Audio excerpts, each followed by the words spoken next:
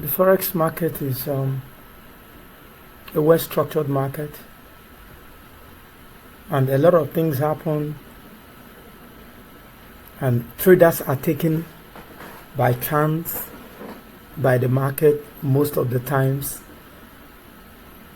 The market is actually trying to protect itself from the traders, and the traders are always trying to protect themselves from the market. But the market will never go against itself. It's structured. Today we're going to look at GBPUSD a little bit in depth. We had made other videos, earlier videos on GBPUSD and EURUSD on what they are doing at the moment in the last quarter of 2023. Okay, but this time around, we want to go a little bit back, and then both what it has done before and what it's doing at the moment, and all of those things. We want to explain some things for information's sake, for education's sake. Okay, so we will take it from somewhere.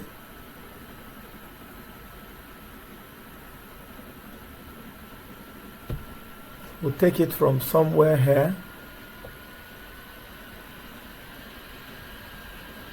to this place. That's what we'll be looking at. I'm using the monthly chart. Probably we could even use other charts or something. We'll be looking at from 2016 September to the moment. There's some things I want us to get straight. Now, this market, depending on the device you're using, the market can look somehow not clear depending on your device. Okay, so it's advisable that we strive to use device that help us, that explain the market very well to us, that open our eyes to what is happening in the market. To use a phone or a small screen device is not advisable for forex trading, because most times the psychological and emotional flaws of forex traders most times are tied to the fact that the market is not really very clear to them. So when the market is not clear to you, you're bound to make mistakes, not because it was just normal for you to make such mistakes, but because you didn't see the market clearly, you did not understand the market clearly, you could not interpret it clearly. Okay, so when we try to zoom out what we have, we would see that there's something that has actually happened over this period of time from 2016 till date, where we have this move here. This is an interesting move. Okay, this is a move here that got here. Immediately got here, it didn't have enough liquidity to continue the move. It decided to reverse the move, and that's why it produced a consequent downtrend that eventually terminated somewhere here, though there's more after then. Okay, this move didn't have enough liquidity, so reversal started here at this juncture, and then the purpose of the reversal is to terminate this move, to compensate for the move this way. Now, most times when there's a move, when there's an uptrend and there's a countering downtrend, it's actually supposed to go a bit further than the move, because liquidity begets higher liquidity. When there's a liquidity that is to be countered, the countering liquidity would strive to go a little bit beyond. But it didn't happen here, because it didn't come to the point, it didn't at least get as far as here. It stopped somewhere a little bit, still up, doesn't come down enough. Now it tried to move, another move from that point. Okay, it tried starting a move. That move is this. It tried starting this move. It actually started it, but something happened. Maybe either due to news or a lot of other things that happen in the market that's not visible to the trader.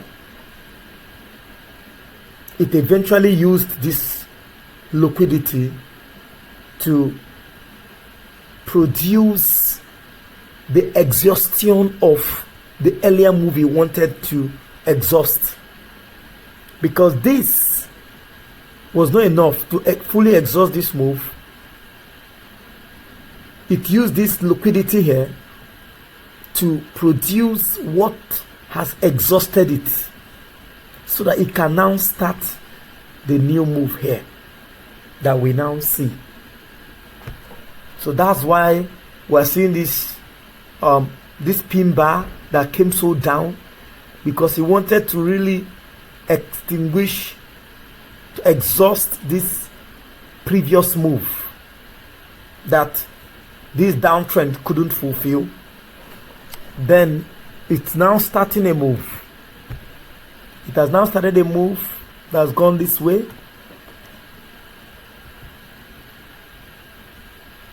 Has gone this way, like this, and then there's a reversal at this juncture. There's a reversal up there. There's a reversal at this juncture, and then it's coming down. Now, because it has fully exhausted this earlier move, this move has been fully exhausted, has been fully compensated for, and more, by this downtrend. It has fully compensated for it. That is what is giving rise to the new move of GBPUSD at the moment, this 2023. That is what is giving rise, because it has done everything it needs to do to compensate for this. It has gone so down far than it. So there's a fresh move here. There's a fresh move that has started here. It is still very strong. Now, what characterizes a move, or what characterizes a trend? Uptrends are characterized by consistent higher highs